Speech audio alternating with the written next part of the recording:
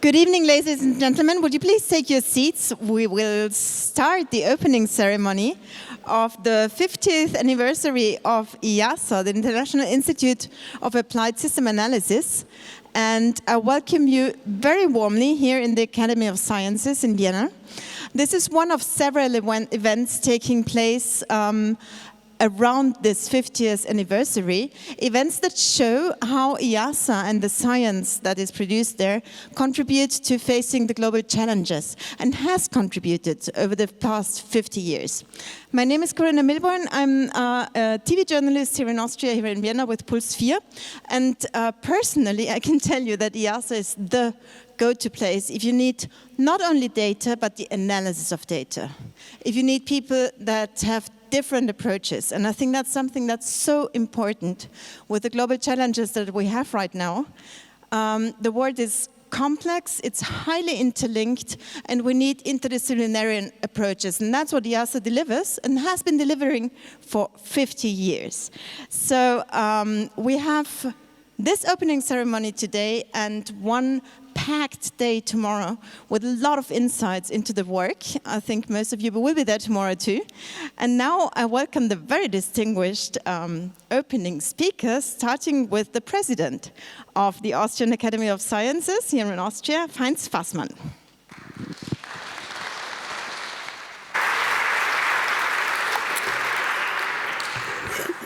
Dear Director Jasfeld, dear colleagues, friends, ladies and gentlemen, welcome to the Austrian Academy of Sciences, and thank you, Mrs. Milborn, for moderating this event. Why we are coming together is obvious. We are celebrating the 50 years of IIASA's founding, 1972, representatives of the Soviet Union, the United States, and 10 other countries met in London to sign the character establishing the International Institute of Applied System Analysis, shortly called IIASA. Two main reasons led to the foundation. First, the growth of the world population accelerated very significantly in the 60s, and even more so the consumption of resources and the pollution of the environment. The founding of the Club of Rome, 68, and the publication of the famous report, Limits to the Growth, had good reasons. Society and politics and politicians need more research, but international research, not national one, because the problems are global problems. Second, and I remember at that time, after the construction of the Berlin Wall, the Cuban missile crisis, nuclear armament, and the military end of the Prague Spring, bridges between East and West were necessary. And a scientific institute where researchers from East and West worked together became part of that bridge. And it was not a coincidence that the military neutral Austria hosted to building the bridge and hosting IIASA. Sometimes we have a discussion about the value of neutrality in our country, but if we look back, we see the great value of neutrality for the success of our republic. Why we are celebrating the 50th anniversary in the festive hall in the Austrian Academy of Sciences? Yes, the answer is clear, because it's one of the most beautiful festive hall in Vienna, with an amazing ceiling fresco painted by Gregorio Guglielmi, 1755, showing the traditional 4 faculties of a university: theology, law, medicine, philosophy, and the Emperor Maria Theresia and Franz Stephan in the center of that fresco. If some of this discussion will be boring, you have a chance to look ahead. Try to find the faculties and try to try to receive the story which is behind all these symbols in this fresco. And the second reason is the Academy of Science has been a member of IIASA for almost the entire existence. The interests of the Republic of Austria are taken care by the Academy, and Christian Köberl is the Academy delegate in the Council, and the Council, I think, is a very important decision-making body in the IIASA. Let me underline that it is not only a shared history that connects our institution, the Academy, and IIASA together, it's also our mission. The OeAW, the Austrian Academy of Sciences, is dedicated to innovative and excellent basic research, interdisciplinary exchange of knowledge, and the dissemination of new insights with the aim of contributing to progress in science and society as a whole. And the IIASA mission is going into the same direction, provide science-based insights into policy issues connected to global change. We are living, I'm following Mrs. Milborn, we are living in a period with so many relevant crises: climate crisis, energy crisis, population growth, and we need more research to help politicians to find appropriate answers to our fast-changing world and our society. I'm very pleased to celebrate the anniversary of IIASA, and I hope that our combined efforts to find solutions to global problems will continue another 50 years. Ad multos annus, and thank you very much.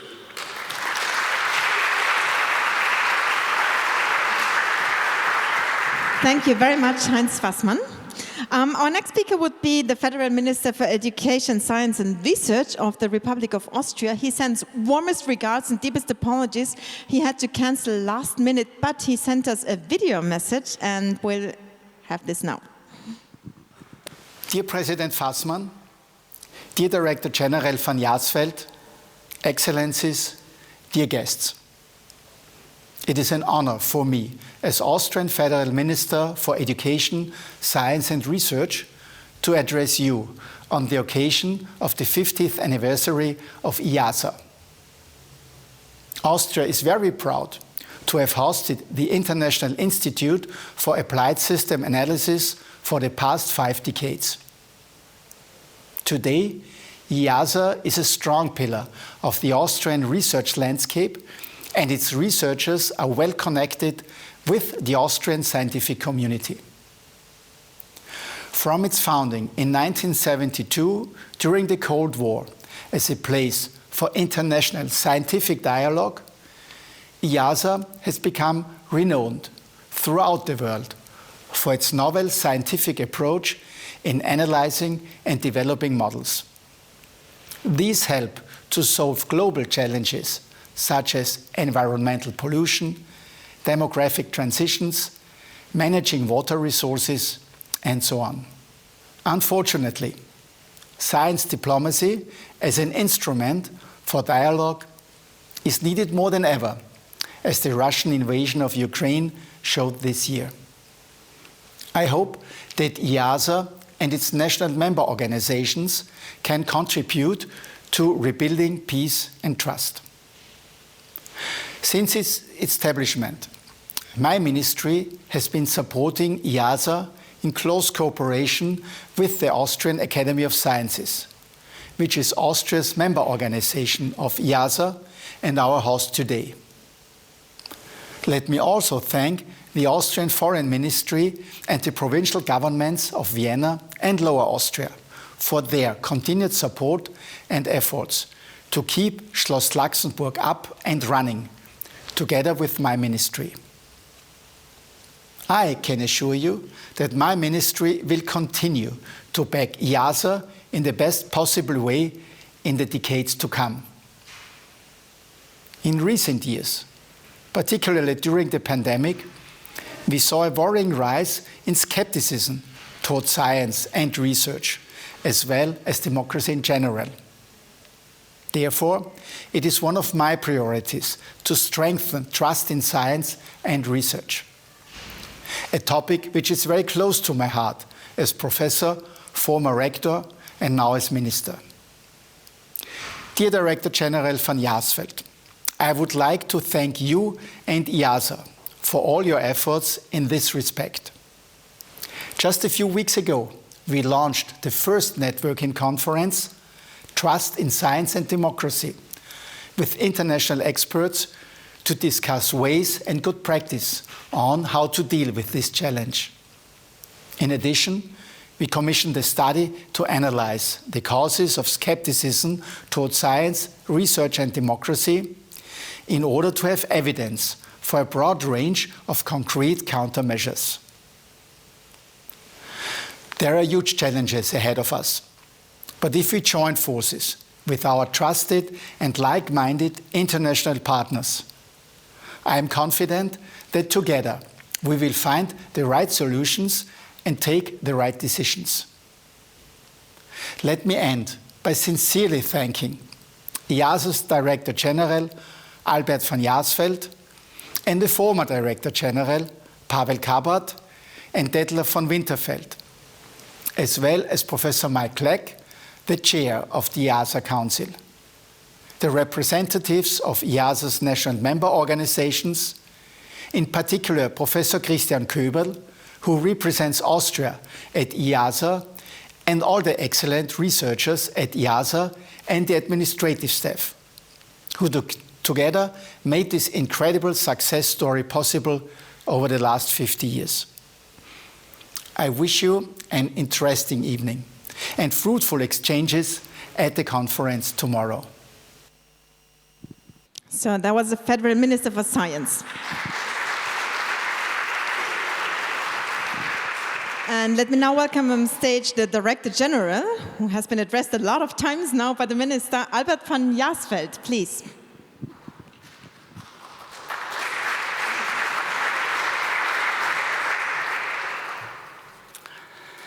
Thank you so much, President Fasman, from my side, for hosting IIASA on this auspicious occasion.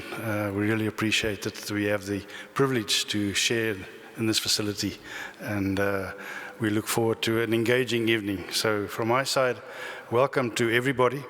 From IIASA side as well, it's wonderful to see you here. It's wonderful to see old faces and friends again. This year for IIASA has been a busy year. We've hosted events spread across many countries as part of our 50th anniversary celebrations. We decided to reach out to our partners, our member organizations around the world, and host collaborative events with them, both to expose them to IIASA's activities and the work that we do, but also to engage in capacity building initiatives together with them, and to spread the word about the kind of system science work that we do at IIASA across the globe as best as we can. Now, IIASA, as you hopefully know, I think from my perspective at least, has continued to build its research legacy. But, you know, this last year, due to the war in Ukraine, I think it's also been a year of contemplation and reflection for all of us about what is happening around us. But throughout this turmoil, I think I'm proud to say, and with the full backing of the IIASA member organizations and the full backing of the IIASA staff across the board, IIASA has managed to maintain its principles and to stay true to its founding principles of science diplomacy, to build bridges between communities, however tough and difficult the circumstances may be. And we will continue to do so, hopefully, into the future. This year, earlier this year, we had an event that focused on science diplomacy per se as part of our 50th anniversary celebrations. And as an outcome of that, we published the Vienna Statement on Science Diplomacy, I think just to emphasize the legacy of the Institute, but also the course that we're trying to charter for the future. We're convinced that working together around issues of common interest is in the best interest of humanity, and we will try and do that as to the best as we can. Now, despite this global uncertainty that we face at the moment, IIASA has continued to provide policy-relevant and leading-edge science for the broad community to make sure that we can face up to these global challenges that President Fasman mentioned earlier effectively. Now, our ability at this point in time to deal with and manage our way through a landscape of uncertainty and volatile times is going to be telling for the kind of society we emerge as moving forward. And I urge everybody to remain steadfast, to remain positive, and to do the best we can to make sure that we harness the capabilities of institutions like IIASA and other bodies to make sure that we make and build a better world moving forward. I hope that the conversation and the discussions over the next day and a half or so will help us navigate our way through these muddy waters that we face at the moment. So from my side, thank you all for spending your time with us. We look forward to an interesting evening and look forward to a very vibrant and energetic conversation later. Thank you for joining us. Thank you, Director General. We welcome you back for your keynote shortly. But let's first have a look at a video around the 50th anniversary of IIASA. Scientific collaboration across geopolitical divides is needed now more than ever. IIASA research continues to use the power of systems analysis to bring together scientists from around the globe to find holistic solutions to issues of global concern. The Institute's 50th anniversary provides a perfect moment to take stock of its achievements as we look to the future. If I should choose one word, I would say change maker. Bridge building. Surprising. Global, path-breaking and comprehensive. Network. Excellence. Complex. Vital. IIASA as an institution represents some 56 countries, and we really are getting to the point where we have a truly global reach in terms of both the staff complement, the skills that they bring to the institution, and therefore the potential scientific advice that we can offer to people right around the world. IIASA has an incredibly interesting history. It was founded 1972, 50 years ago. It is an institute that is unique, importantly, that it's not subject to any national political agenda. It's been the product of science diplomacy, and that's what is, in fact, also written into the kind of genetic code of IIASA. And in these days, what more would we need than science diplomacy? We are an international research organization, and I think one of our main assets are the national member organizations around the world, and that we can, through systems analysis and to a more integrated approach to different world problems, build a bridge between different countries and also build a scientific bridge and provide information as a basis to have discussions. System science brings together different aspects, different processes, different actors in order to get a more holistic picture of a certain research question or a policy concern. We tackle a very complex issue in an integrated way. We approach from the social science, natural science, mathematical science, and also technological science. I would say that we're starting always from problem, then working towards the solutions. We are doing this science for a better life, so we bridge the gap between science and policy, and this interaction between science and policy is very important. We got to talk not only with scientists, but also with policymakers, with practitioners, with NGOs. So you got different options, like different directions to do research. Science has global standards. Scientists around the world essentially speak the same language. And there is no other community in the world that does it. So it's a very powerful force for improving the human condition. Through that function, it really greatly contributes to the benefit of humankind, to the further advance of human well-being on this planet. I think it would be key to increase or keep the systemic approach to the global challenges that we have, because we see more and more that the interconnections that exist between the different challenges are becoming more important, whether it has to do with climate change, with conflicts, with migration, health shocks, issues of justice. The world currently has many challenges, and we know that scientific insights are necessary, but not sufficient. So what we actually really need is to foster public engagement through participatory approaches to science. For example, citizen science or participatory-driven science, where society and scientists work together to develop common solutions. This is the science that we need in the 21st century in order to facilitate sustainable development, in order to bring prosperity to all parts of the world.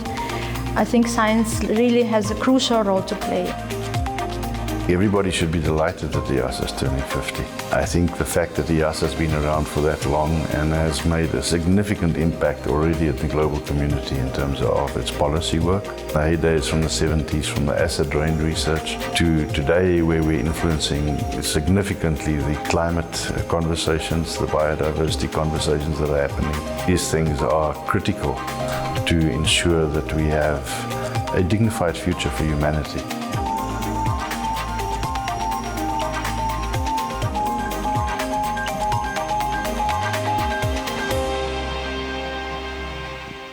A systems approach begins when first you see the world through the eyes of another. So happy birthday, IIASA.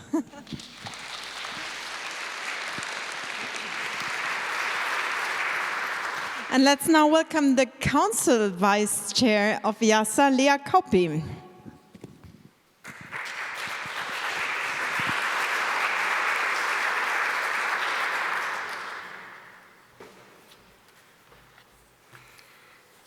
Distinguished participants, friends of IIASA, ladies and gentlemen. On behalf of the IIASA Governing Council, I would like to express my and our joint sincere gratitude to the Austrian government for being such gracious host for IIASA over the last 50 years, and for the unwavering and continued support from all in our host country. I would also like to especially express our gratitude to the Austrian Academy of Sciences for jointly hosting this event and for their continued member organization support. The Austrian Academy of Sciences is the member organization of IIASA for IIASA since 1973, so more or less from the beginning. As we have heard already several times, but I may repeat something still, IIASA has grown from its original 12 members only to 23 members today. And as we have heard, IIASA was established during the really Cold War. I was a young student in the University of Helsinki at that time. I clearly remember, the atmosphere at that time, I think at least in the whole of Europe, but globally. So IIASA was really established to build scientific bridges between East and West.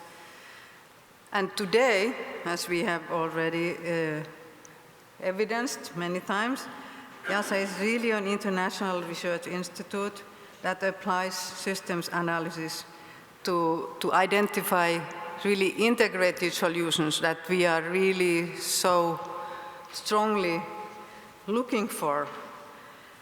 And also policy interventions, because that's how we can address global sustainability challenges.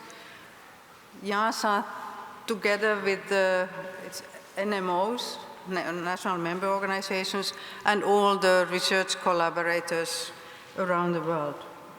So because we all are facing the same sustainability challenges, threats, I would even say, but also, luckily enough, opportunities that we have seen and can see ahead of us. IIASA is extremely recognized as a leading multidisciplinary science institute for solving these worldwide problems. In many, I would say, in most areas of sustainability, but of course particularly climate, environment, and natural resources, energy, risk and resilience, population, you all know this very well from IIASA. And I would say, at least that from my perspective, increasingly also societal dynamics.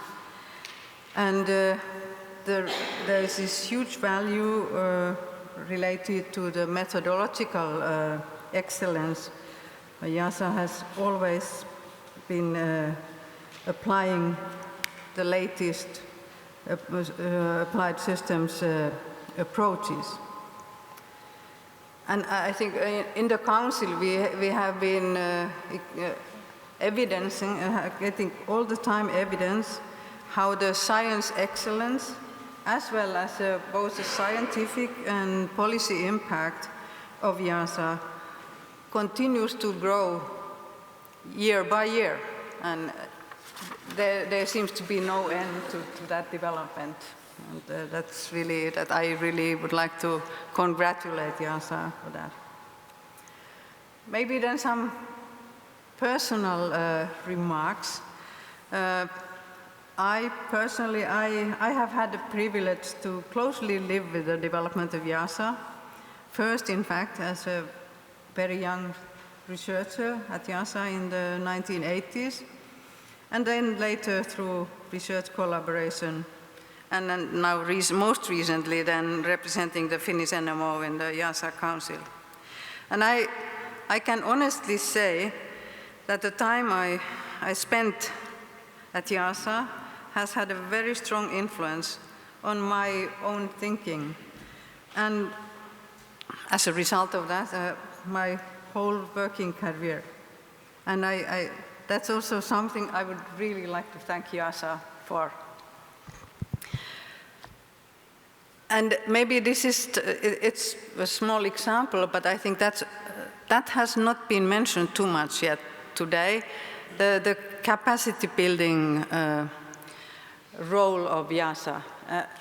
I think there's the number of people globally is huge who have really got this kind of education and experience and established these networks while working at IIASA or working together with IIASA. And I think the value of this huge community is really something that we cannot overestimate. Lastly, I should probably also mention that just today, the IIASA Governing Council approved a substantially updated IIASA Charter to take the Institute into the next 50 years. Can you imagine that the Charter we have had so far is the original one from the 70s? So of course it shows that those people who then wrote the Charter, they were I would say the wisdom they had has been extremely high. And I think we have to be thankful to them as well very much. Because this is really the update that we now decided today. It's really the first major update and modernization of the Charter. So, although the world and the challenges we are facing have, of course, changed during the 50 years, apparently the concept of the Institute created 50 years ago is more relevant forever. Thank you.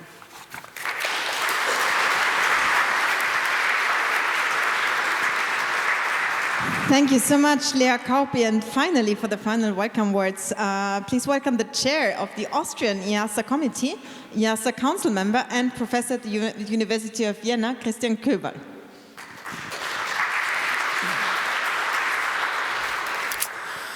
Ladies and gentlemen, dear friends of IIASA, dear distinguished guests, as the last one in this row, sometimes you have to face the reality that almost everything has already been said, just not by everybody. I'll try to not speak about the exact same topics again, but there's a couple of keywords that have appeared in the last speeches and in general, and that is bridges, networking, systems, all these things kind of go together.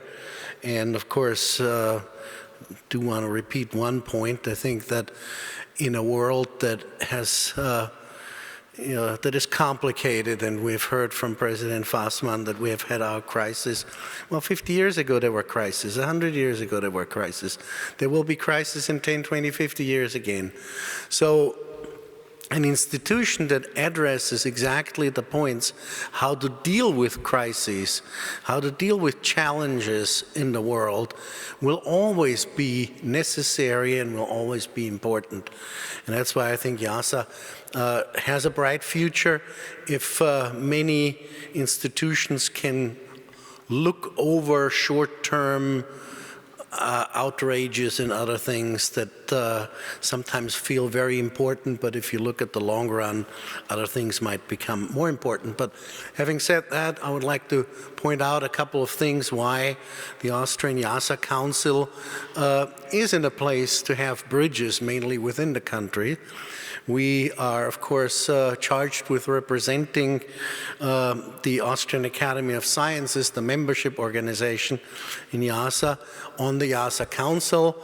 Recently, I have also had the honor to be elected as chair of the IIASA Finance Committee, at least for a while. But so we represent Austria on various IIASA governing bodies, but I think for us at least, maybe even more important is that we can have the flow also going in the other direction, that the Austrian IIASA Committee is responsible for bringing IIASA to Austria, to the Austrian research environment, to the Austrian public. More about that in just a moment. Our members of the IIASA Council represent all major universities and research institutions in Austria, all of which have something to do with the topics of IIASA. Of course, we're very grateful, and I would like to single out here the Austrian Ministry of Science, Research and Education, especially Heribert Buchbauer, who is in charge of the relation with the ministry, for really great support of our activities. But I also like to point out that the IIASA committee has, the word capacity building was just mentioned, also the function of coordinating Austrian young scientists who work in IIASA and then go out in the world of research and public and bring the topics that are extremely important out into the world. And last but not least, and very dear to my heart at least, are events that are held here and coordinated by the Academy to try and translate what IIASA is doing for, in our case particularly, the Austrian public. Because a lot of this research that is done is extremely relevant, not only for other scientists, and that's one of the functions, but also for the public. And we scientists often should remember that one of the gratitudes we should pay back is to the taxpayers of our various countries who fund a lot of our research. And by helping to get the word out, what we scientists are doing, we're paying back not only that part of the duty, but we're also helping. We've heard from President Fassmann the science problems of people understanding science. Well, this is all our duty. We need to translate. We don't need to speak in tongues, basically, that only we ourselves understand. We need to go out and talk to the public what we're doing, and I think that is extremely important. And in that, we are, of course, helped by not only our members of the IIASA Council here in Austria, who are, as I said, most research institutions, but also by colleagues and staff here at the Academy. And here I would also like to single out Viktor Bruckmann, who is the Austrian secretary of our NMO, who is doing a great job helping us, and he was co-organizing this event tonight too. So with that, I would like to close and wish us all a very interesting 1.25 days or whatever is left of this event. Thank you very much.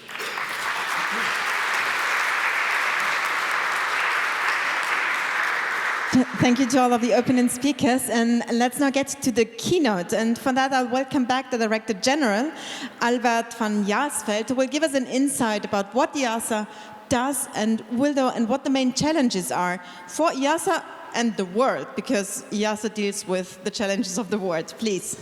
Thank you very much. I hope we can get the slides up, if that's possible. Or do I have to do anything?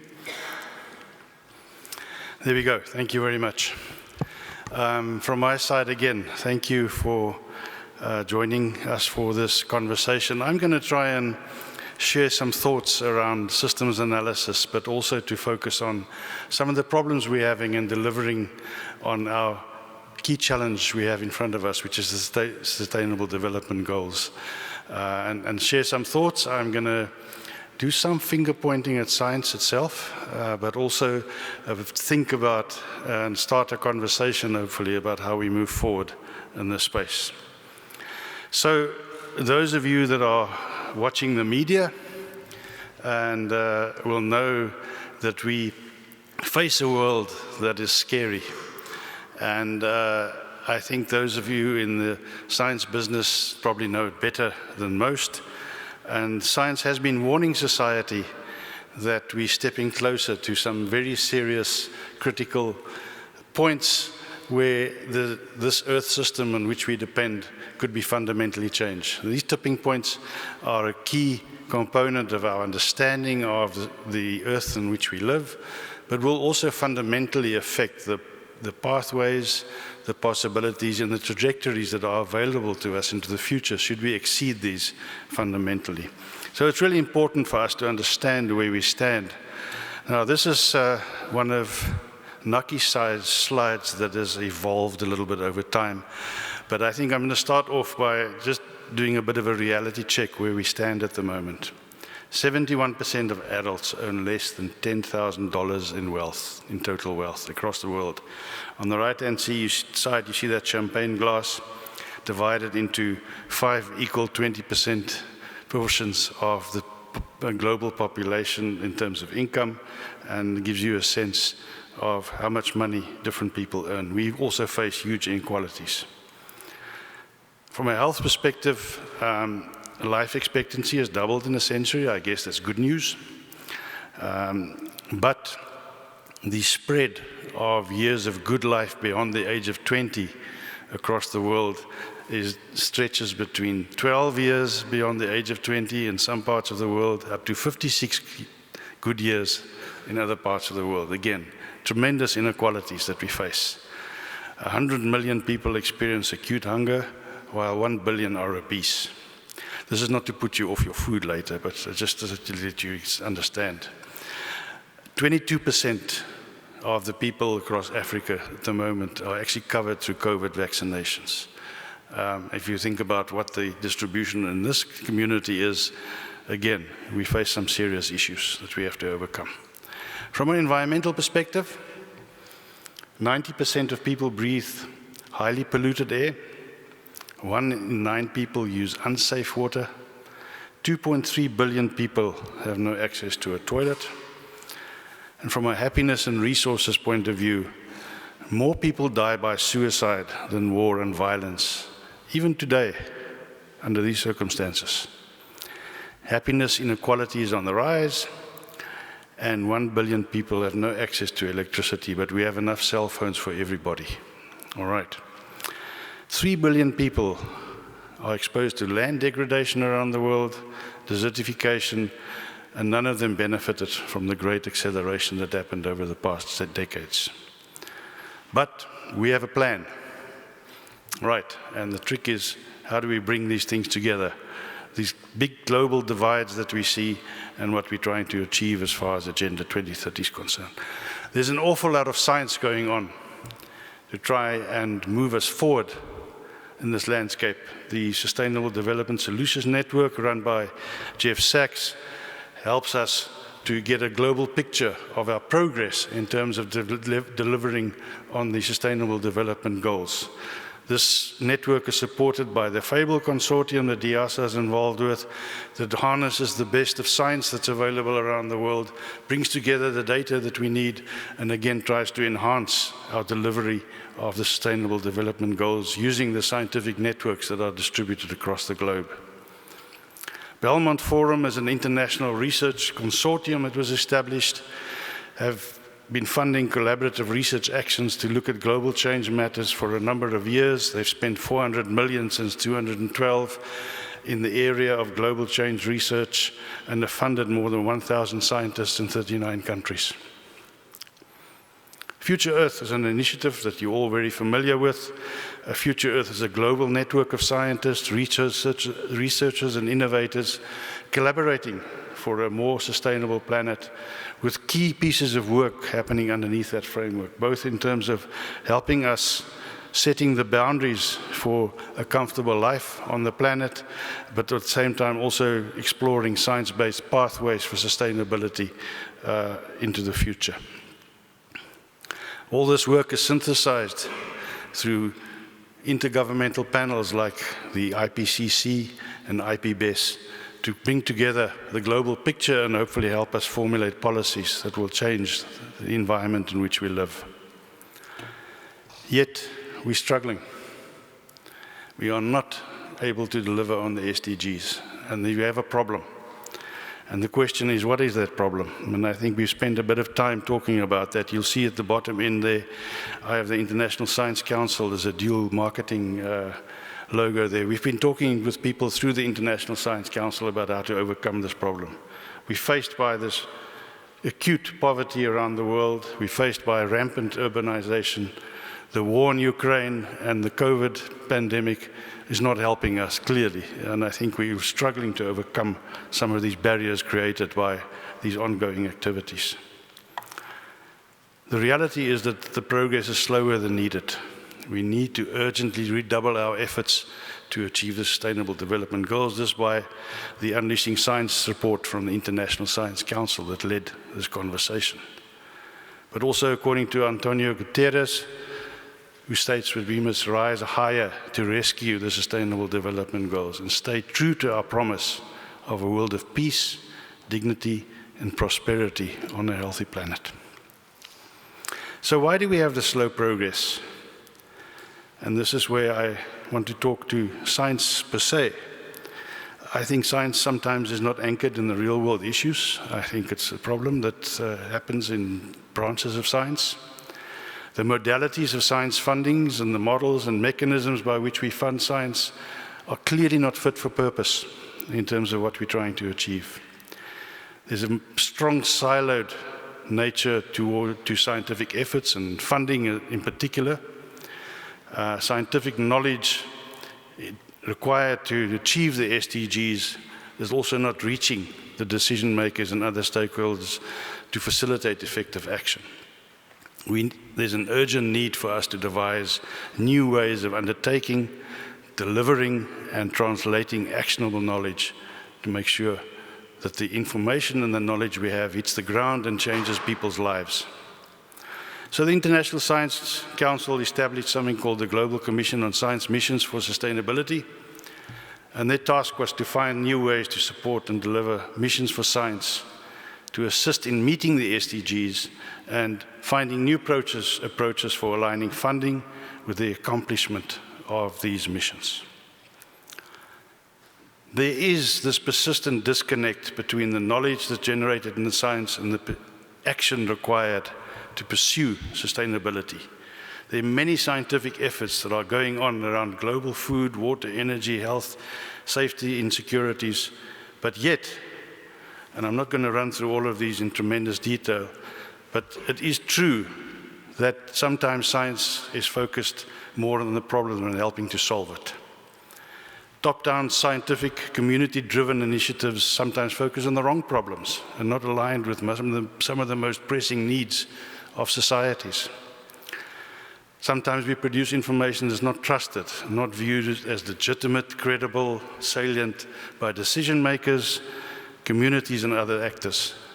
And sometimes we focus on narrow disciplinary questions and missing critical information that decision makers need in able to act effectively. Science is sometimes prescriptive and not adaptive. And when you're dealing with complex matters and issues, and remember that increased connectivity and increased complexity are related. A society and a world where we're more connected and more integrated intensifies the complexity of the challenges we face over time. So we need a science system that's more experimental, can evaluate and adapt, and as far as the implementation of sustainability measures are concerned. And we need to make sure that we deal with some of these likely feedbacks, trade-offs, and synergies that lead to unintended consequences if we take a particular siloed approach towards solving problems. It's really important that we also find solutions that are translatable, that we move from one side of the world to another and actually learn from those lessons as a whole. Let me just say to you that these are problems of the general science system. I think IIASA as an institution has worked extremely hard over the last number of years to not fall into these traps and to make sure that the work that we do is as grounded as it can possibly be. We're not there yet. We've got a lot of lessons to learn and we can do a lot better, but I know the effort that's gone into working and making sure from the entire IIASA science community to deliver new ways of dealing with some of these problems. So we need a science to support the urgent societal transformations towards a more sustainable, equitable, and resilient future. And in order to do that, we need a nimble, targeted, mission-oriented set of socio-political science initiatives and associate support structures that harness the best of what science has to offer. Does so in a very different way to the way we've done science maybe up to now, but harnessing the strengths of science and taking that forward at the same time. We must also make sure that what we do connects seamlessly with other parts of society to implement the necessary policies, practices, and behavioral changes as best as we can. So this was the basis of the report released by the International Science Council, Unleashing Science, Delivering Missions for Sustainability in what they wanted to drive. Now, what is mission science? In the sense of this commission of the International Science Council at the moment, mission science is seen as a clearly defined question or goal, but it's likely to be a complex goal. It's not going to be simple. It's likely to be a nexus issue. Mission science should be goal-orientated and solutions-focused, conducted for a limited period of time until a substantial challenge has been met. It should be of a significant size and scope. It requires co-designed inter- and transdisciplinary approaches and the input from a wide range of knowledge holders and stakeholders. Integration across disciplines and knowledge spheres and applied and fundamental knowledge should be brought to bear. Direct engagement with policymakers and societal actors is required. We can't just do science in a corner and do science at society. We have to do science with society. And that means it's a very different approach than the way we go about our science. The science we do has to be accessible and used. But above all, it should be transformative. That's really important. So, Mission Science aims to achieve these SDGs through the provision of actionable knowledge around nexus complex issues that are right-scaled to the systems approaches that are required to resolve them.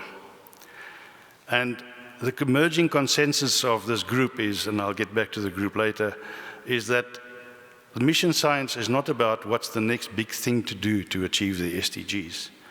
Science frequently knows how to achieve the SDGs. It's usually not rocket science. It's a question of getting implemented and making sure things can happen. And what is required to achieve sustainability probably requires a catalytic intervention to bring science understanding to bear and unlock the societal implementation. Frequently, not a scientific problem at the heart of implementation of the SDGs, but it's an implementation problem. And the question is, how can science contribute to resolving that barrier? As the mission science is more about how we do what we do next. It requires a new way of engaging science in societal challenges that is truly transdisciplinary, based on co-design, co-production, co-implementation, and co-evaluation, bottom up and not top down. Can we place science in the service of society rather than it being pointing fingers at society and not helping them to overcome some of the barriers we face? These missions that we develop are likely to be developed across these basic needs domains. These basic needs domains, I think, embraces most of the pressing human challenges we face today, and the complex nexus issues that will emerge will have to come from that space. What is being proposed is a distributed network of sustainability stations with in situ teams that act as accelerators, where the work that's been done is demand-driven, bottom-up, and priorities are set by the communities in which these stations function. The work should be flexible, agile, and versatile around the SDG issues in a dynamic fashion, focused on complex nexus issues in a systems perspective, transdisciplinary, appropriately scaled to the issues that are being raised, regionally contextualized and focused on global south, on the global south, but hopefully also globally relevant. It's really important that these initiatives and the way they engage with society needs to be trust building. Without the trust, nothing is going to happen. So we require a collaborative approach, more collaborative than maybe we used to, leaning on these mission teams together with scientific communities and stakeholders from that particular region to work hand in glove with them. The core competencies that we require on these stations include facilitation, stakeholder engagement, theater-style nexus simulation capabilities, pathway exploration, data management, citizen science implementation, monitoring capabilities, etc. What are some of the key considerations in rethinking the way we go about in pursuing the Sustainable Development Goals? The first one is to recognize that nobody's going to achieve sustainability unilaterally. It requires collaboration, it requires partnerships, it requires us to work together at any scale that we may be tackling a problem. There's a degree of urgency associated with this. They need to be tackled timelessly and collectively. We do know one thing for sure, that continuing the way we're going about our business at the moment will eventually lead to us knowing exactly what we should have done, rather than us having to being able to solve the problems. When you speak to funders about these kinds of transdisciplinary societal engagement activities that have to be funded, funders frequently tell you we only fund fundamental or basic science. Our answer to them is that a dignified future for humanity or not, I think, is pretty fundamental. And I think I'm not sure that you can get much more fundamental than that. So we're trying to challenge them a little bit. For some other reason, the international science funding community, when they want to build another big telescope or they want to build another CERN, or they want to put together another large piece of science infrastructure, they can work together. And they can create a pot of money that they put on the table and say, let's build CERN. There's the annual budget of CERN, $1.1 billion, just to give you a sense. That's what we're spending from the global community in that one piece of science infrastructure. Yet, when we want to try and tackle the shared and universal global problems that we all face, the issues that underlie and underpin the Sustainable Development Goals, that requires us to work together to solve these problems. It is impossible to put a collective funding pot on the table and say, this is what we need to achieve our objectives. It's too difficult, the funders tell us. We cannot do this collectively. We have to do this through our own science systems. We have to do this in a way that will ensure that we can't deliver on the SDGs, and that's simply not good enough. And we're trying to challenge this paradigm in the way that science funding is trying to attack and deal with the most fundamental issues that we face. Just to give you a sense of what happens, this is some data from the Global Forum of Funders. This is the international group of national science funders that together with some foundations that talk together about global science funding.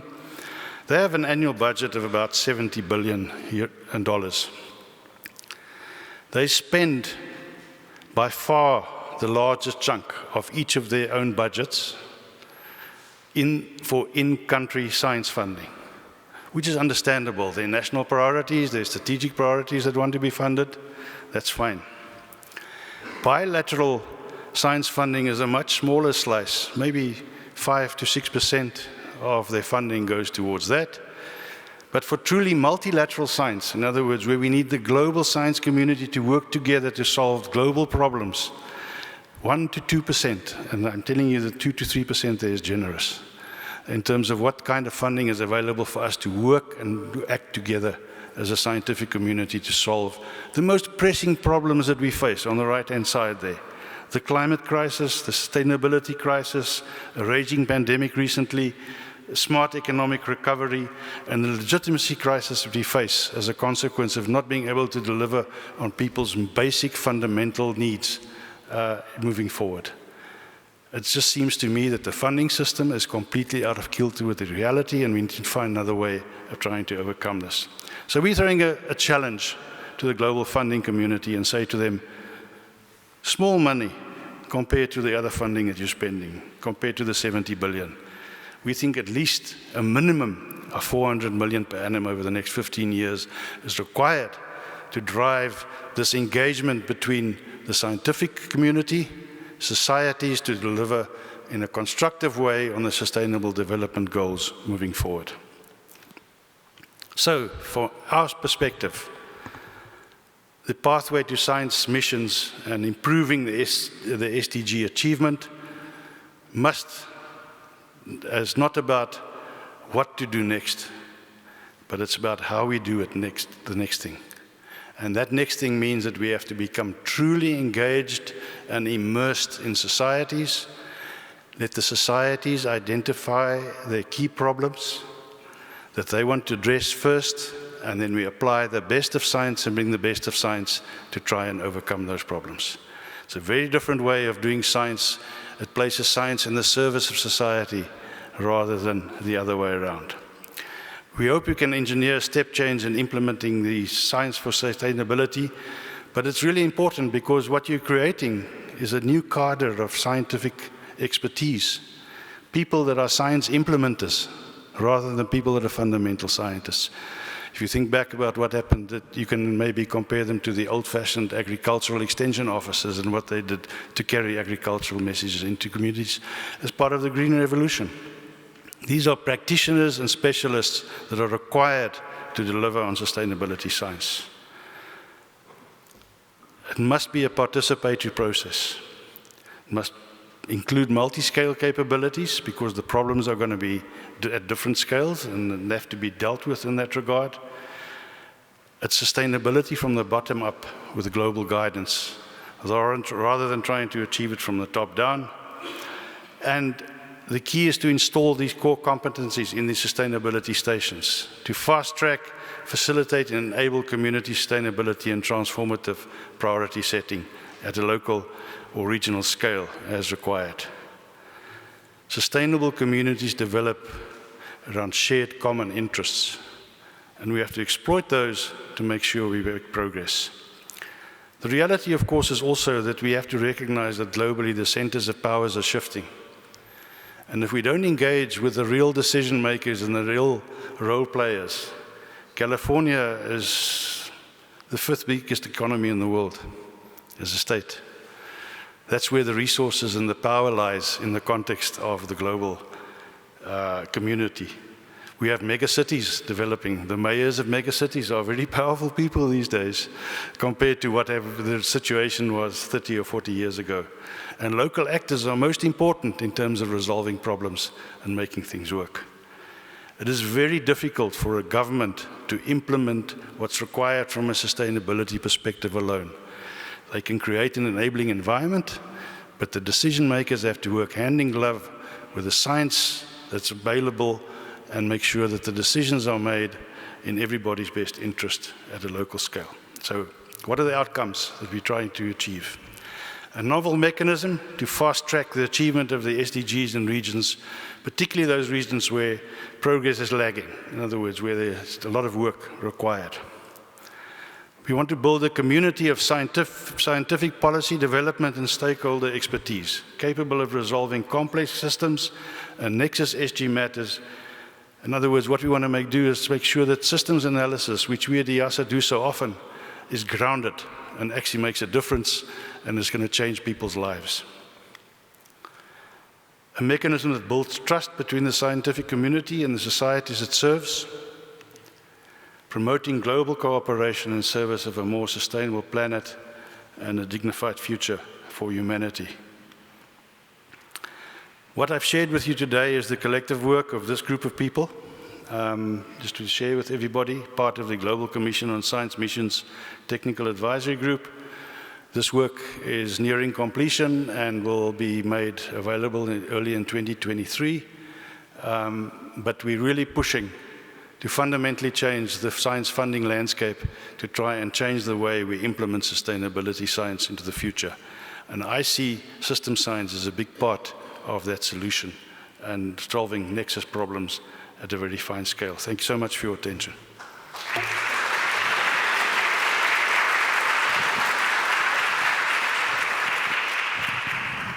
Thank you so much, Director General.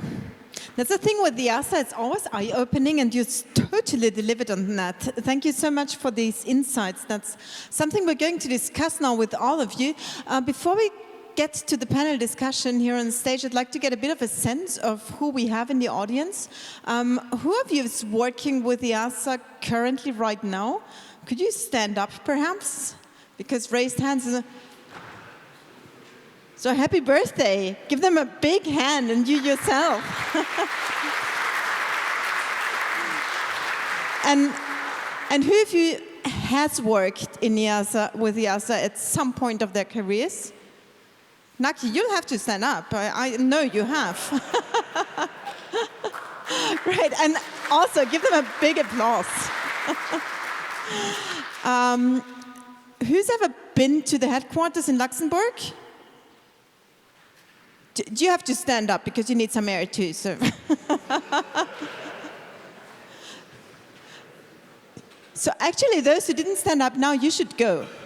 It's I promise, the eye-opening effect that the IIASA has is even better delivered at the headquarters, and it's beautiful. And who thinks there should be more multilateral funding for science directed towards the solution of SDGs? So now you all have to stand up, please. I mean, you do need that. Okay, so let's discuss the points that we heard in the keynote, and I'd like to invite the panelists on stage. First, the former Director General of IIASA and now Secretary General of the Human Frontier Science Program Organization, HFSPO, Pavel Kabat. Big applause.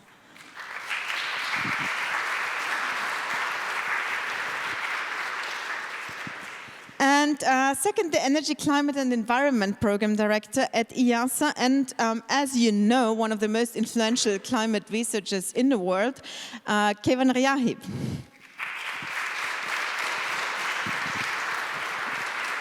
Keivan, would you like to sit here? And I have to excuse Helga Novotny. She wanted to be here with us today, but she had to excuse herself on short notice due to personal reasons. So it's going to be the three of us and you. So I really ask you to also raise questions, raise your concerns, and share your thoughts about what we've heard in the keynote, which was a really eye-opening keynote, very, very good points that I'd like to discuss with the two of you. Let's perhaps begin in the present. Then look back at about what system analysis did in these 50 years of history at IIASA, and then have a look at the future. How can we achieve these important points that we heard right now? But starting in the present, Keivan, right now, climate conference, a lot of data and a lot of your work being discussed there. What difference does system analysis work, does your work make in the current discussions? Yeah, so first of all, it's really great to be here and to have the opportunity to speak at this panel. And if you started with climate, right? So I think climate is a really important topic from the perspective of systems analysis, because before coming to COP, I think it's so important because it's one of those fields where the evidence base has been increasing exponentially over the last decade. So the scientists have really delivered the message in terms of the risks of climate change, how quickly things are changing, that we are really destabilizing the planet right now. This led to the Paris Agreement that we are just implementing. And at COP27, the main discussion was, at the one hand, to explain to the different delegates and the negotiators, what does it mean to stabilize climate change? And we know from our analysis that the only way to halt climate change is if we achieve net zero emissions. And that's a daunting task. It means fundamental structural changes basically to every sector in the economy. But at the same time, it means also not that every activity on this planet needs to be zero emissions into the future. We need to create a new society where we have some residual emissions left, but we need to learn how to take CO2 also out of the atmosphere. How can we politically achieve this task? Yeah? So who should mitigate how much where is something that has to do also with a fair and just transition. And this is the main discussion at COP at the moment. We know where to invest to achieve our targets cost effectively. That's what we learned from the pathways that we develop at IIASA, that our scientific network has delivered, and which has been published in different IPCC reports and which underpin those negotiations. And now we apply scientific approaches to define and help governments to look at fairness in a more systematic way. So that you can take different ethical principles and then look at what are the finance flows that are needed from the north to the south to make actually climate solutions at the end also viable. And I really hope that the negotiators actually will find a solution there, because fairness is never an easy thing to compromise on. Because everybody thinks it's a different thing. I think there's some people over there who can't see the podium. Perhaps you could sit in the middle and then you can see, because that's we've got the lectern in the middle. Yes. That's what I meant. Perhaps Leah also, thank you. Pavel, I think that one of these really interesting things about the work of IIASA and system analysis is that you don't stop at saying you need to reduce emissions in order to tackle climate change, but you also look at the societal side. So what do you need in society? What do you need at the economic side in order to achieve this? Could you explain us a bit what impact does a system analysis and your work, your former work in that case, have right now on these discussions? Thank you very much, Corina, and thank you very much to all of you for having me here. It is, of course, for me a very emotional moment to sit again in this beautiful room and to remember not only every single moment at IIASA, but also 10 years ago, where we were actually celebrating 40 years of IIASA. At that time, we chose for a different model. We asked the world to come to IIASA at Hofburg, and I think I would like to congratulate to the Council of IIASA, to Director Albert, for choosing the model of actually bringing IIASA to the members. I think this is a very valuable. I would like to thank you, congratulate you for that. You know, sometimes we used to say here in Vienna, for the good walls, you need at least two, right? And it was actually what I was thinking about when Keivan and Albert were speaking. Because I think in this system thinking, and definitely the climate challenge is the most systemic problem you can think of. You need everybody to be. I think the science, frankly, is the most integrated, most systemic one. What Keivan said, we have built up not only a lot of fundamental streams in the World Climate Research Program, for example, but also in the economic impacts. And we have been able to put it together in a very powerful assessments, in a great engagement with the policymakers. But then, it usually stays there. And again, I'm afraid that it will stay there at the end of this week in Egypt. We have seen very little effective take-up and engagement in the how question, what to do beyond IPCC, how we go to the stabilizing the carbon emissions, et cetera, and different things. But also, in the next step, which is not that much only, in my view, the science funders, although I agree with Albert that we need to do much more there, but it is the enormous fragmentation of the very system we want to change, right? So let me just go to the funding of the big system transformations of the climate issue.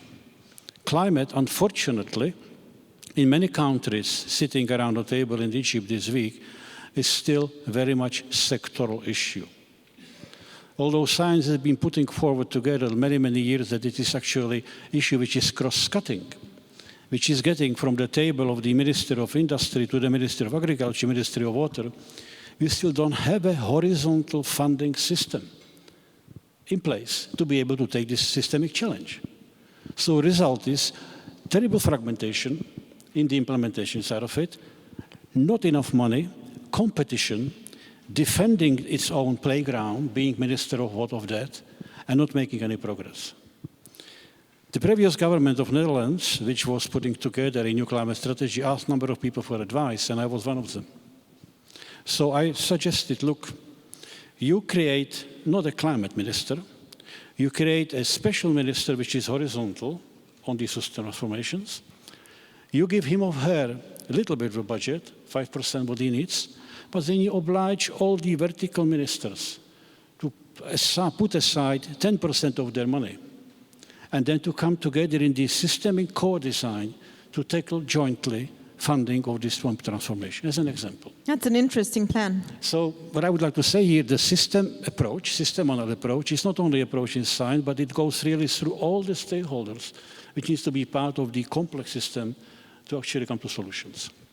If I may, one more comment about the conclusion of Albert van Jaarsveld. Yes, at the conceptual level of the system thinking, I think IIASA has been the major mover and shaker to put the science behind system thinking, not only in the middle of academia, but also to communicate it.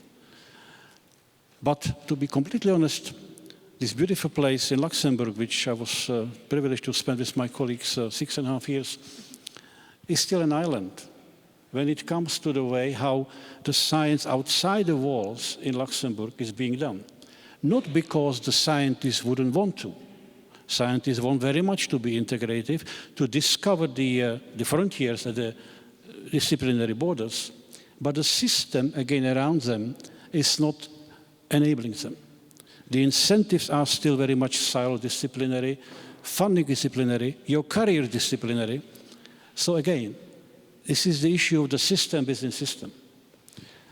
Anytime I'm giving diploma to my student, PhD student in Wageningen, I feel like a split personality. Because I know that 2 out of his or her 4 papers are redundant papers. They are not adding anything new to the scientific field. But I know it's needed because his or her career will depend on the disciplinary take, which is the starting point of his career. So we will not get only by having even better scientific system thinking. We need to think broader, we need to think in nested ways, we need to think about a system which are connected in the way I just mentioned. Well, and you need to think, and that's what IIASA does in an interdisciplinary way, which the rest of the science world sometimes does not. And Kevin, could you perhaps explain how you do that? I mean, a lot of people here know that because they work at IIASA, but some are not that familiar with the work. Just one example, climate change would be tackled if everybody stops using cars, eating meat, using planes, and so on. But that wouldn't work. You can't impose that on society because we're democracies, and then people simply would vote for people who do the opposite of what's needed. So that's things that you have in your models. Could you explain a bit, how do you talk to leaders? How do you convey what you found out about that? Yeah, I mean, this is actually a very a discussion that you have relatively often about do we need to sacrifice lots of things that we cherish in order to address climate change. Well, then of course the obvious answer would be yes, but it doesn't work, right? Yeah, the obvious answer is not always the right answer. So from the analysis that we do, where we try to bring together actually engineering understanding of what sort of technologies are there, a social science understanding of what sort of lifestyles and behavioral changes can contribute to climate. Of course, it helps to reduce meat consumption. It helps to fly less with airplanes. But at the end, a solution to a carbon neutral world will involve deep fundamental changes in the services that we appreciate. So it's about also changing the mindset. You should be interested in getting in the most convenient way, in the fastest way, and in the cheapest way from A to B, rather than being interested to have a big SUV in front of your house. And I think those mindset changes enable a lot of change throughout the system and throughout the whole supply side system as well. We discuss a lot how to upscale renewables. We discuss a lot how to decarbonize the industry. But I think that the most important change, and that's what the analysis at IIASA shows you, is that service system, how to provide shelter, how to provide comfort, mobility. The thinking needs to start there, and the solutions are then often connected to reducing the material and energy intensity of our activity while improving the quality of the services. People will not switch to new services which are worse than those today. So we need to find a solution where the new service is a better service than the one today, because then it's also acceptable and it's desirable. And you see, once you explain it that way, that is the obvious answer. That's a good thing about your multidisciplinary approach. Pavel, let's take a look back. It's an anniversary. Where do you see in your career and your knowledge of IIASA the points where system analysis, IIASA's work really made a difference? The one thing that comes to mind is the SDGs themselves, because you've worked a lot in getting those on the road, right? Thank you. Let me limit these examples, which are many. I could go back to the historical books and start in 1970 to what I want. I will just limit my intervention to the time I was privileged to be part of this course, which was from 2012 to 2018. So one of the examples which is connecting, I think, very well to what Kemal was saying, was, in my view, a groundbreaking paper in Nature Analysis, which was put up together by 3 groups at IIASA. One was the energy group, led by Naki, and Naki is sitting there. The other one was the air quality group, and then one was on the climate. Then. That paper was a short note.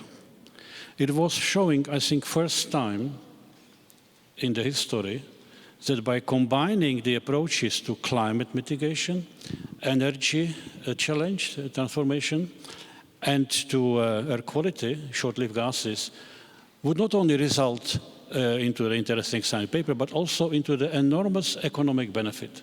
In other words, the cost of the combined policies in this root sector would be substantially lower globally. I can't remember the number, but the number was about 400 million a year or something like that, a big number. Now, that was concrete, right? Suddenly we were talking about money. Homo economicus came to place. It was not enough. So it's not always money. Even if you document the case in the clear economic numbers, do it together, put the air quality, environment, climate, and energy together, it still won't happen. There was a clean air climate coalition with a big name behind it, supported by IIASA calculation, which was former Secretary of State Clinton and others. They are still meeting, but there is no money behind them. So it comes to the way, what can one say, it comes to the other part, which is the institutional governance, governmental, diplomatic, what have you, landscape around it, which simply was not ready for that. It is still not ready for that. So that example I would like to put up, which was a clear, I think, groundbreaking analysis showing the benefits of the trade-offs and co-benefits in these three sectors, which IIASA has been, I think, one of the primary institutions around the world to champion. The other one came a little bit later. It came around 2015. At the time, IIASA groups in water and land and energy got together, and we were able to reach out to the big funders like the Global Environmental Facility, and also together with UNIDO here in Vienna, to put together first truly integrated Nexus project. If I have it well, it was called ISWEL, Integrated Solutions for Water, Energy and Land. Is it correct on this one? Same thing. One of the things which Albert showed here was coming from this project. I remember it was the case study Pakistan, showing again, scientifically, systematically, economically, even politically, the way ahead to Nexus. I am not in for about religious development. I don't think that the funders which were around, like the World Bank, came after this project was presented with 100 million or 2 billion a year to do it in Pakistan and other case studies. So again, the case was there, science was primary, publications were behind, the economic analysis was accompanying this. Still, there is no bridge built between that and the reality. And how? Last but not least, development goals. I do remember in 2015, in September, being privileged because of the Austrian government helped me to get there, to sit in the National Assembly Hall, which was packed to the ceiling. In the first line, Angela Merkel, Obama, others, starting at 8 in the morning, and Pope Franciscus was asked to come there to say a few words. And you were shivering because it was packed, and you saw that people were just still listening. You could feel needle falling down on this one. And then in the end of it, when Ban Ki-moon, Secretary General, spoke, you saw everybody was looking to this corner there. That's our point at the horizon. We go for it. It was an amazing moment, amazing moment. And we were sitting there partly because IIASA supported some of the heavy discussions about development goals by IIASA models, by calculations. One of them is the energy one, which was fully built on the numbers coming from IIASA institutions. There is more on this, climate as well. Now, same evening, one of the most progressive proponents of accomplishing the agenda of the European Commission invited a number of scientists for a dinner to the residence of the EC ambassador to the United Nations. I remember it was Franz Timmermans, who is now championing the Green Deal. It was Kristalina Grigorieva, she was at the time IMF. And it was Jeffrey Sachs, already mentioned, championing this contribution, Johan Rockström and I, some others. At that very table, the how question came. We were proposing to the UN system. Now we got the goals, so give us 400 million, not to me, but to community, and we will start to calculate how. Implementation pathways, cross-sectoral costed for every country. Fantastic proposition. That's what we call this one. everybody was uplifted. Yes, we will do that. They invited us to Brussels in January.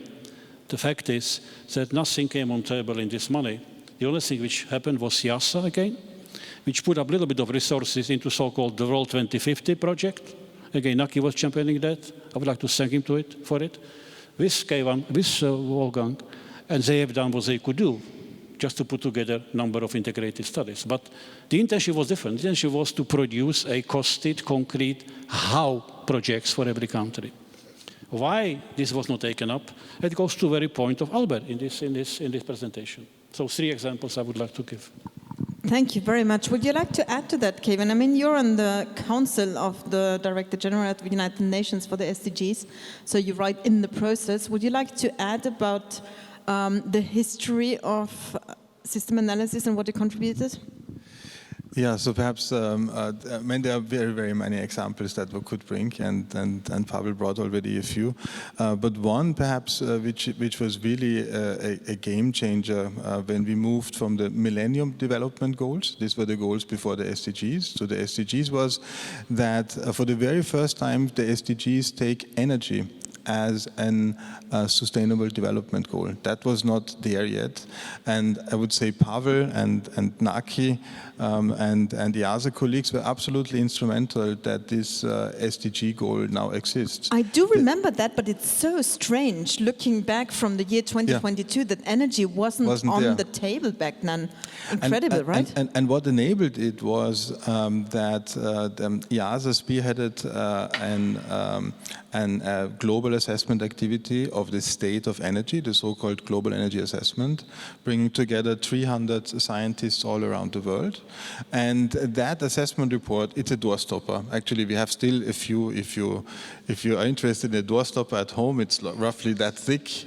Gives you basically all the different options, but emphasizes that in order to really switch to sustainability, and energy is underpinning all the activities, it's renewables, it's efficiency, and it's access of the poor, which is important. And these are the 3 pillars of the SDG 7.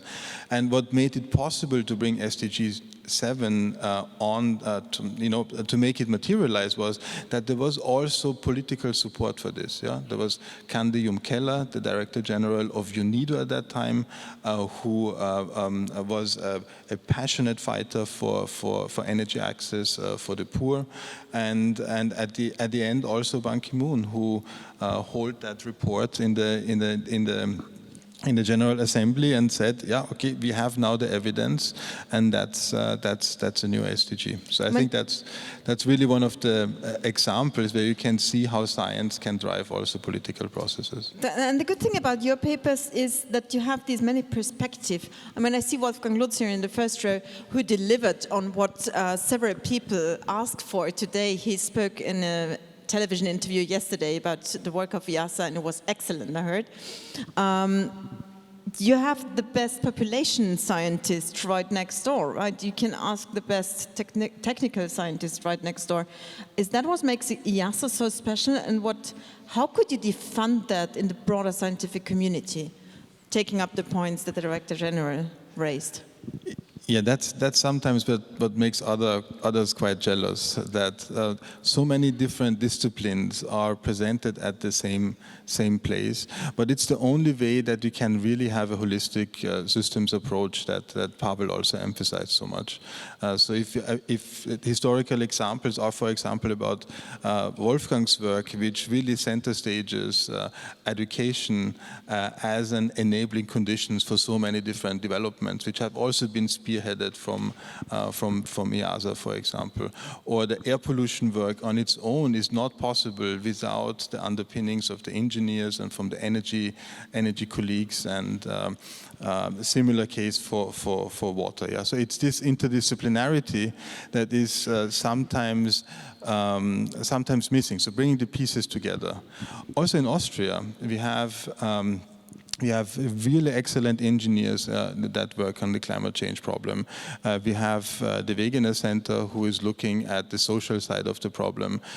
We have natural scientists, but I would argue there is no institution in Austria really at the moment who would bring those things together for interdisciplinary solutions for the climate.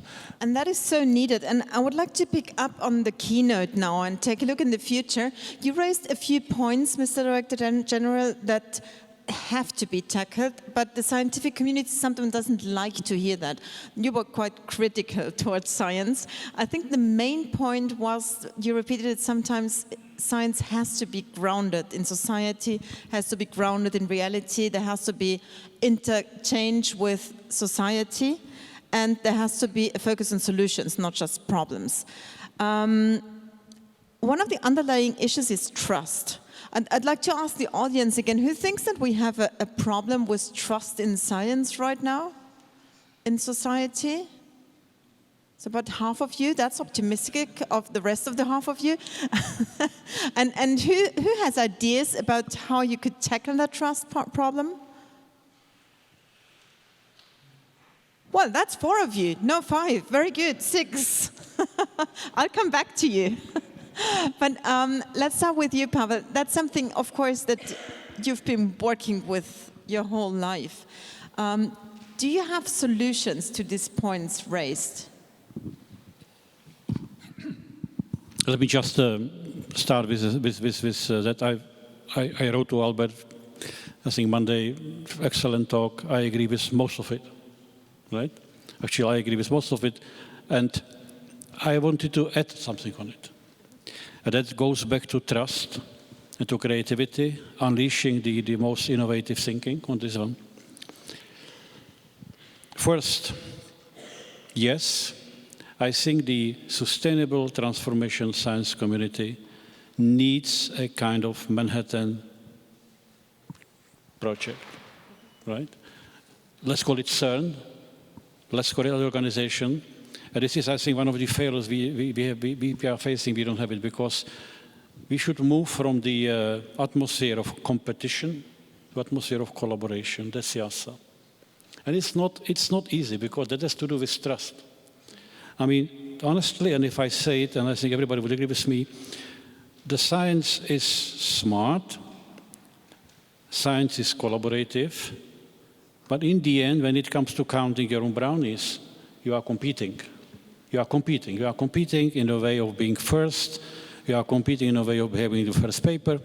You are competing for the money. You are competing for everything. And we made that competition atmosphere even worse over the last 20 years. I mean, there's a tenure track system is one example on this one. So I think to move the system, the science ecosystem, from the competitive, competing to the collaborative is the first challenge. That has to do with trust. To remove the barriers, to remove the incentives which are currently counterproductive. And there are many. Red race in publication, etc., etc. I can go on like whole evening, and I think Heinz Fassmann would continue. There are many things which we tried to change, but we couldn't then. But also to build yet another new bridge. And it brings me to the addition, or maybe critical remark on Albert's presentation. I actually believe that to get to the next level, you need both a mission science. Yes, you do it, Manhattan type of project or CERN, but you also need to go back and to give to the fundamentals of the science, which is brain, thinking, to come with the crazy ideas, blue sky stuff. It also needs a room, because if you don't give it a room, in the end, the mission-oriented science would dry out, because you need new ideas in this context. I'm saying this as a bridge to my comment, which is connected to my current organization, which is called Human Frontier Science Program Organization, which was put together by the G7 nations back in 1989. What it does, it looks into the outrageous, bottom-up, crazy ideas around the world and take a risk, high risk, high gain. Now, we delivered a lot. I'm not going to make a PR here. What I realized when I came there, that there is yet another deep, deep divide to be bridged over. And that is divide between that community of molecular biologists, of neuropsychologists, cognitive scientists, on one hand, on the other hand, community which has been discussed here so far, sustainability science, climate, biodiversity, ocean models. That bridge has not been built. And you need that in order to convey the science I of believe the sustainability science? we need that for not only conveying science, but also to come to the level next in both the mission-oriented direct solution, but also in the innovation which is needed in this particular context. Let me give you two IIASA examples. Come back to IIASA, right? On the climate adaptation. There has been, across the world, thousands of papers written already about what would the ocean warming and ocean acidification do to the marine biota, to the fish stocks. And most of these papers, which are published in Science, Nature, PN, etc., are concluding that there will be a lot of negative things, right? We may use a lot of fish stocks in the future then.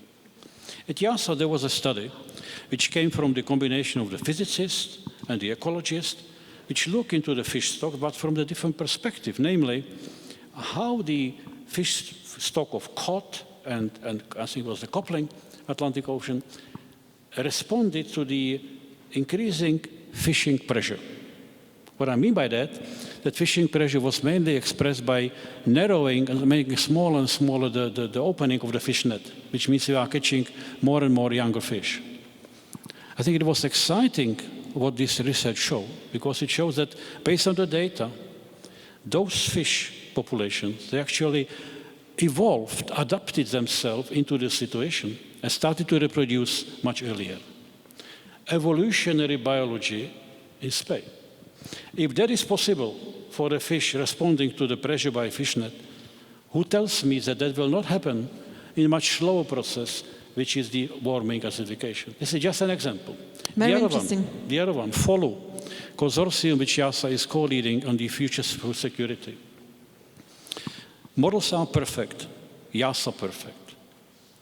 There is a community, on the other hand, which is 100 people of the Human Frontier Science Program, which is studying the reasons behind one of the most inefficient processes nature has, which is photosynthesis. Only 1% of the light is being used efficiently to form carbohydrates. And we don't know why. Imagine that community, which is working at the molecular biology level and the genetic level, would come up with a solution to increase this 1% to 2%. What would it mean for all the issues of the biodiversity, land degradation, food security? Those bridges need to be built, I believe. And if you build these bridges, you will give feeling of trust, because the fundamental science, which is in the genes of every scientist, will suddenly get a space in the context of the highly relevant societal issue. Very interesting point. Thank you very much. I'd be really interested in your thoughts about the keynote, about the points addressed, about these challenges. Does anybody want to contribute their thoughts or questions? Mr. Fassmann, did you raise your hand? Or yes, please. While the microphone gets to you, I'll get some questions from the online, because you know this is a hybrid event. You have the microphone already, please. Yes, the first one. Is the microphone on? Yes, it's on, yes. One issue which was repeatedly addressed is the trust of decision makers, politicians in scientific results, and this is sometimes doubted. I think this is oversimplified, because politicians in democratic societies need to be elected and re-elected, and they base a lot of their feedback to the people on opinions. What do people think? And not what science tells me. This, you cannot win an election if you say science says this and I'm correct. And I think it is necessary to address this issue of belief at a very low level, in schools and kindergarten even, because otherwise it's this negative feedback. You ask somebody, what's the opinion? This is interesting. So we have to enforce it, and enforcing it, you're on the wrong track. And I think this is also an issue which should be addressed in this whole complex questions. Very good point. Thank you. Any more questions here in the audience? Or comments? So if you have one, raise your hand and the microphone will come to you. We have some from our online audience, as this is a hybrid event, as you know. There's one from Mauricio Lopez from Brazil, who says that unfortunately we've been too long excessively tolerant with the serious limitations of our human inventions like institutions and processes and also the sciences, which are not fit to handle the level of complexity. Do you think that these structural limitations have been sufficiently recognized and addressed by system analysis? So do you work enough with the limitation of institutions and so on?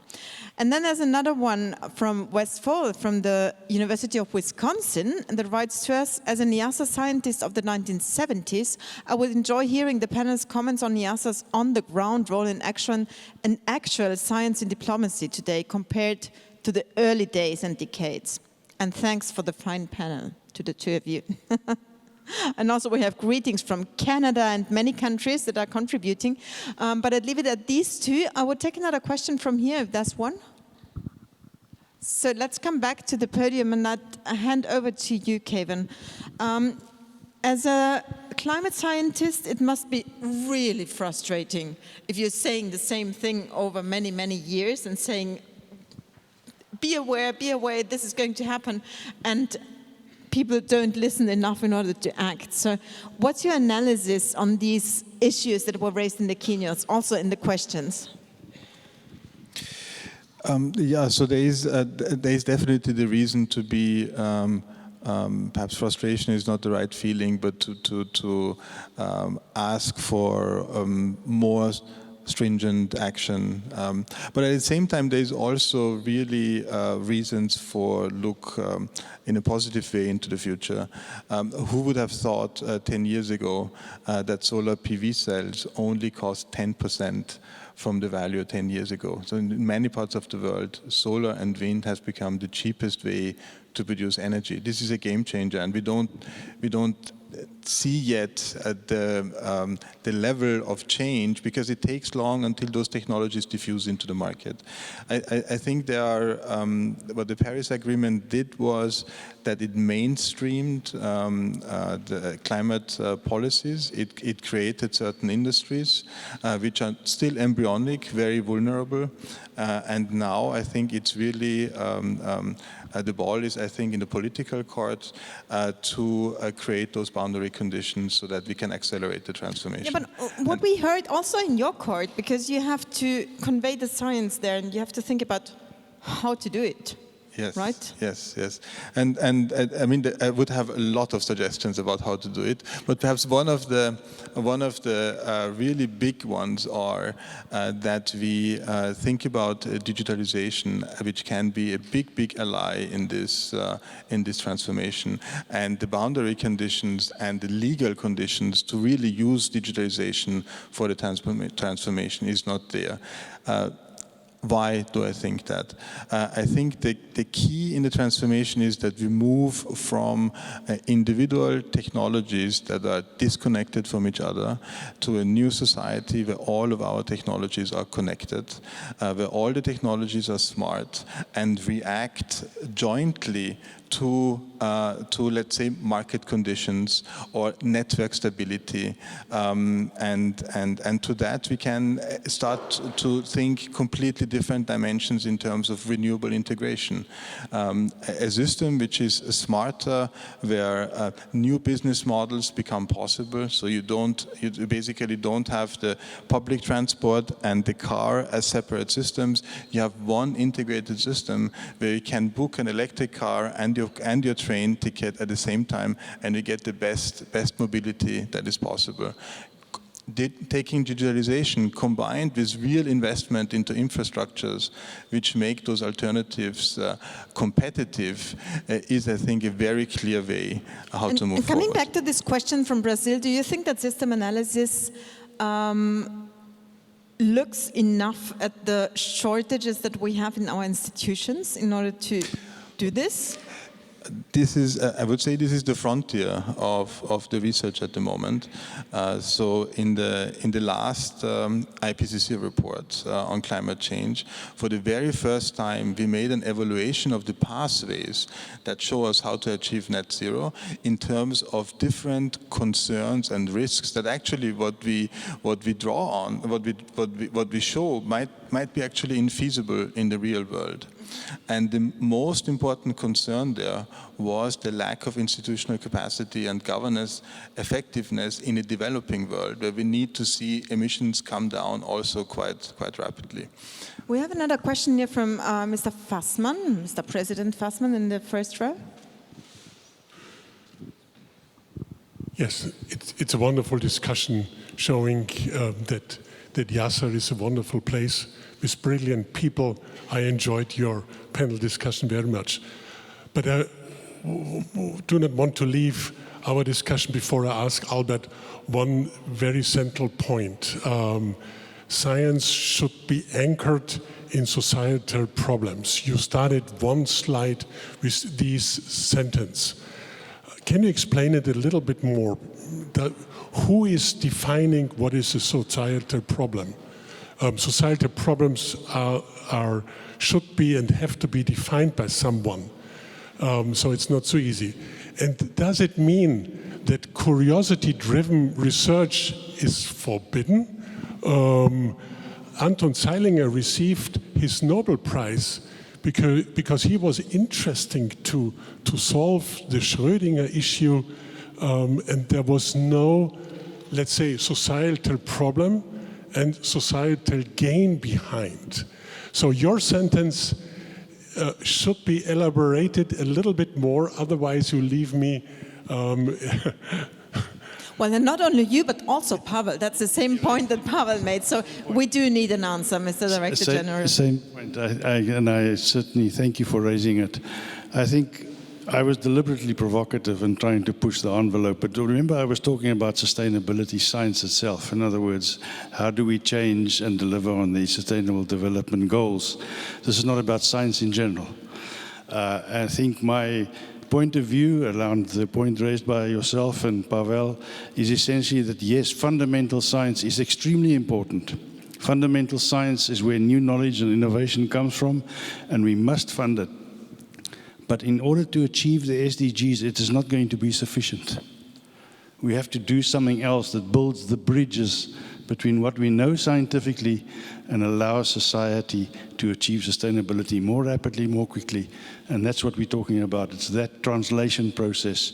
And I think it's science, doing excellent and brilliant science, is not going to shift society rapidly enough to allow us to do that. But I think this is really about the implementation of Sustainable Development Goals and not the broader landscape. So thank you very much for this answer and the question too. Thank you very much for the panel. Thank you, Kevin Riahi. Thank you, Pavel Kavat. Thank you for the excellent keynote. An applause for our speakers, please.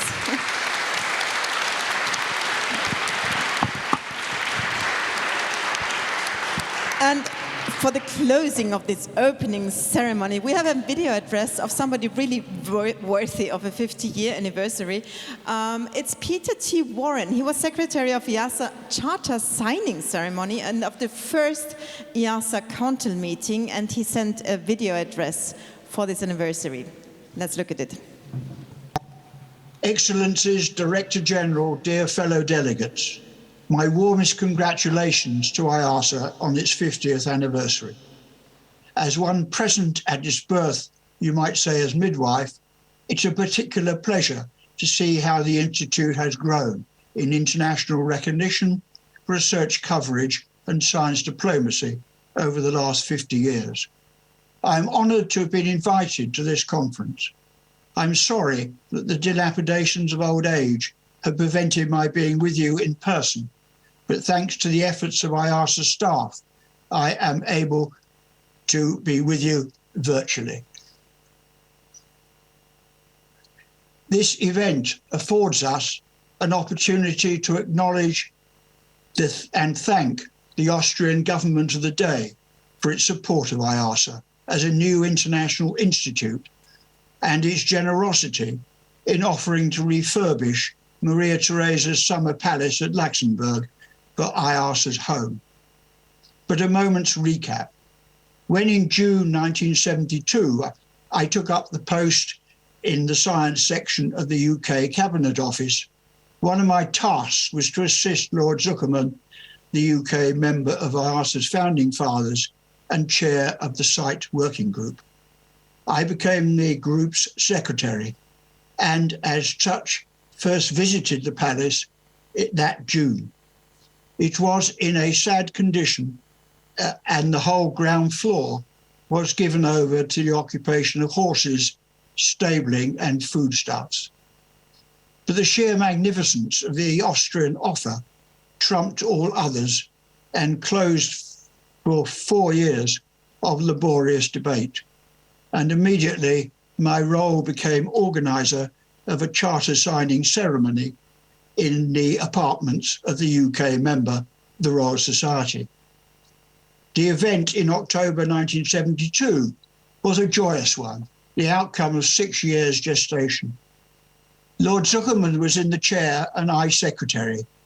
But once the signing had taken place, academician German Giviciani, chairman-elect of IIASA Council, proposed and all agreed that the first council meeting be held there and then. Looking around for a secretary, I was at hand, which is how, still deep in the Cold War, I found myself as a UK Cabinet Office civil servant working to German Giviciani, son-in-law of Premier Alexei Kosygin of the Soviet Union.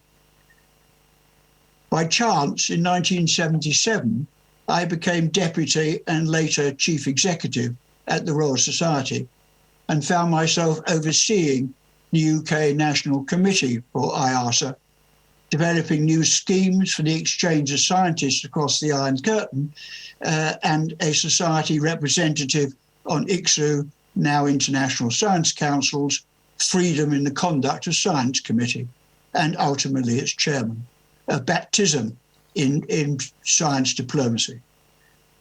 I was naturally saddened when the political and financial issues led to the Royal Society in the UK withdrawing from IIASA.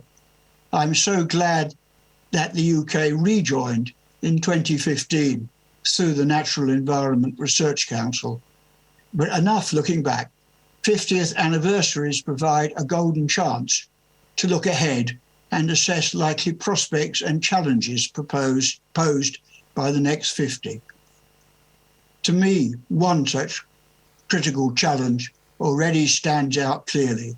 It is education.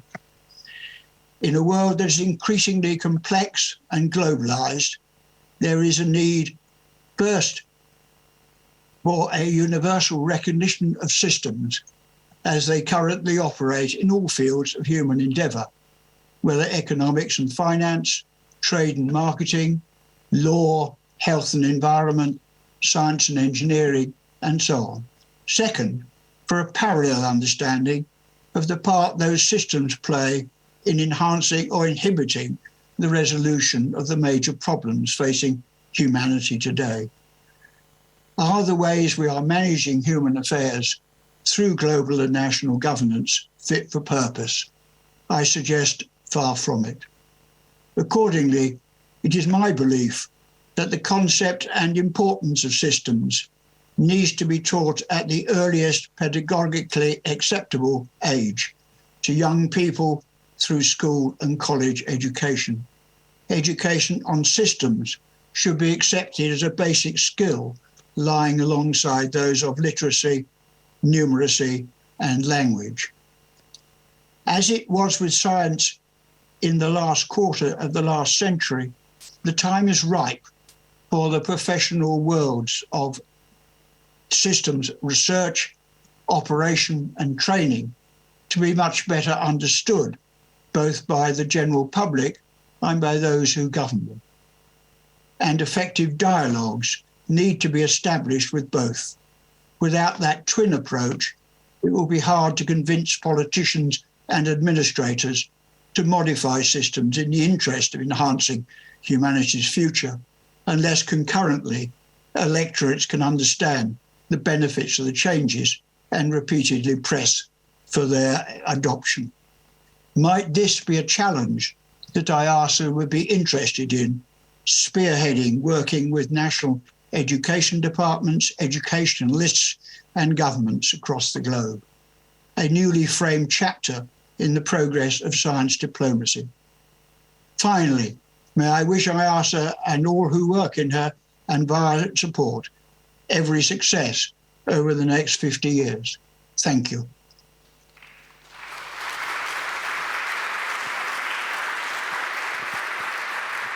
My God, he must have been 20 at the time, right? So for the closing remarks, please welcome on stage the Council Chair of IIASA, Michael Clegg, please.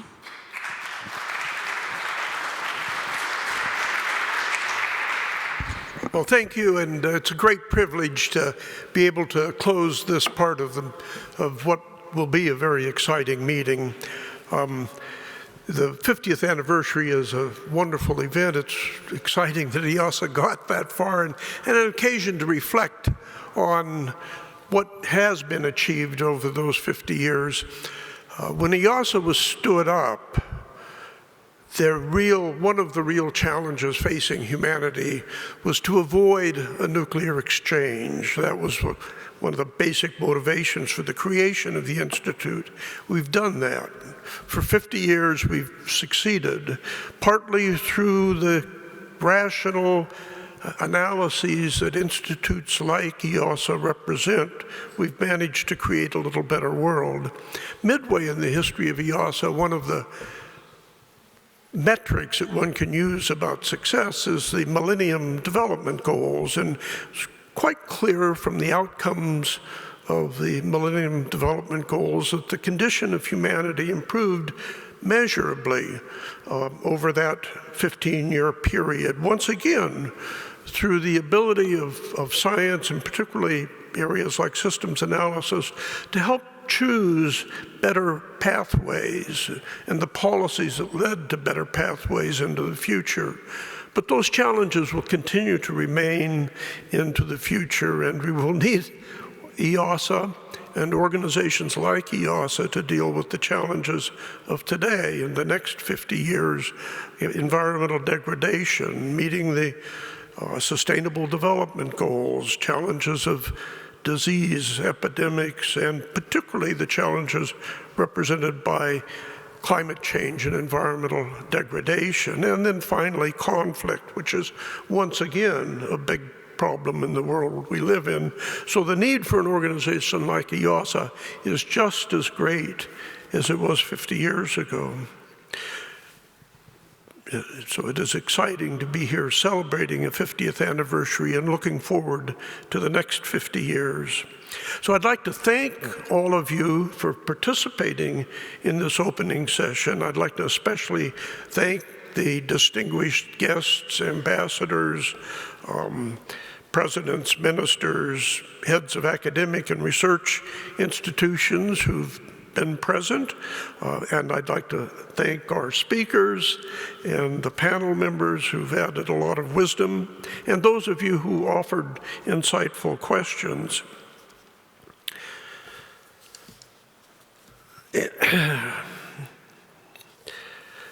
Finally, I'd like to thank Austria and the Austrian Academy of Sciences for having played such a crucial role in providing a home for what is a vibrant and exciting intellectual enterprise that also achieves great practical goals.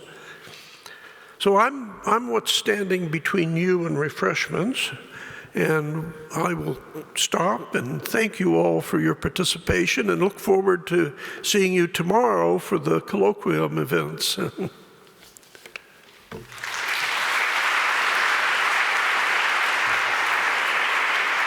Thank you very much, Michael Fleck. Thanks to all the speakers. Thanks to you, very attentive audience. And we hope to see you tomorrow. The program is packed with really interesting interventions and speakers about the topic about how to reduce footprints and how to achieve resilience through system analysis. And now refreshments and gala. So please have a nice evening and have a nice talk. Thanks to you all.